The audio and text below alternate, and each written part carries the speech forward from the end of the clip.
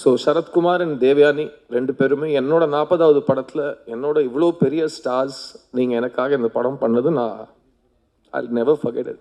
அவங்க வந்து இவ்வளோ படங்கள் நடித்ததுக்கு அப்புறம் கூட ஒவ்வொரு நாள் ஒவ்வொரு ஷூட்டிங் ஸ்பாட்டையும் அவங்களோட ஃபர்ஸ்ட் படத்தோட ஒரு பிளேஸ் மாதிரி ட்ரீட் பண்ணுது. அவங்க எல்லாரையும் ஈக்குவலாக பார்த்தது. அவங்க வந்து பயிற்சிங்கிற பேர்லையா இருக்கட்டும், புரிதலுங்கிற பேர்லையா இருக்கட்டும், அக்கறைங்கிற பேர்லையா இருக்கட்டும், அவங்க எடுத்துக்கிட்ட எஃபர்ட், டைம், பேஷன், அதெல்லாம் பயங்கர இன்ஸ்பைரிங்கான ஒரு விஷயம்.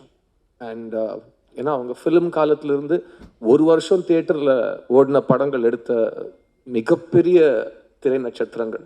அண்ட் தேவயானி மேம் வந்து ஒரு ஒரு ஒரு குடும்ப தலைவி, ஒரு செட்டுக்கே அழகு, ஒரு செட்டுக்கே லட்சணம், ஒரு செட்டுக்கே ஒரு பணிவு, எல்லாமே தேவயானி மேம் இந்த செட்டில்.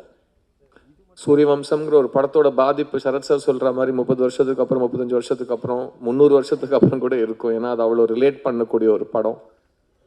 அந்த படத்தில் கலகட்டின ஒரு ஜோடி, அவங்களுக்கு ஒரு குடும்பம், அவங்களுக்கு ஒரு பசங்கன்னு இருந்தால் எப்படி இருக்கும்னு ஒரு அழகான கனவுக்கு பதில் தான் இந்த 3 BHK.